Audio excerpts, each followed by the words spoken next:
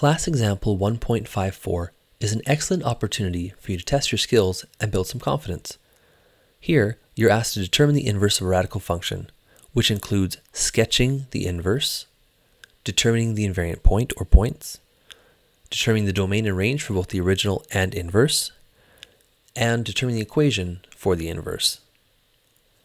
Let's start by sketching the inverse relation. Here, we will take each point on the original and exchange x and y.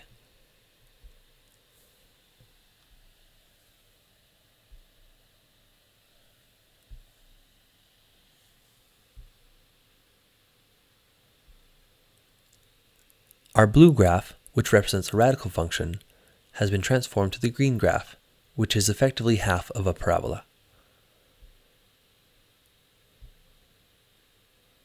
This transformation leads to only one invariant point, which lies on the line y equals x in quadrant 1. We see this is the only point where both the x and y coordinates were the same. It may be worth noting that if we needed to determine the coordinates of that invariant point, we could take the original equation, y equals root x plus 4 minus 1, and replace the y with x, which is to say, we would write x equals the root of x plus 4 minus 1. Because if the right side of the equation outputted the original input value, that would mean that both x and y were equivalent. I'll leave that as a bonus challenge for you. Back to the domain and range. To find the domain and range of the blue graph, we simply say that we are right of and above the endpoint, which is to say our domain is from -4 to infinity, and our range is from -1 to infinity. In order to determine the domain and range of the inverse relation, we don't need to use the graph. We can simply remember that the domain and the range of the original will simply exchange places. In order to determine the equation for the inverse, let's start by exchanging x and y. Now, we need to isolate y.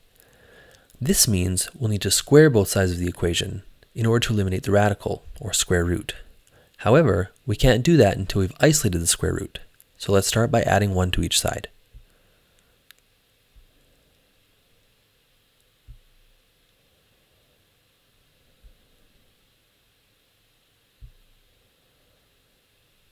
Now that we've isolated y, we seem to have a parabola.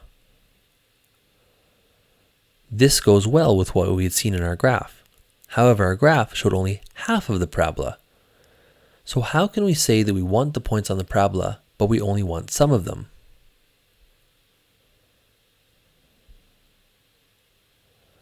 This is achieved by limiting the domain. We say we want the points on the green parabola, but only those that are right of or including an x value of -1.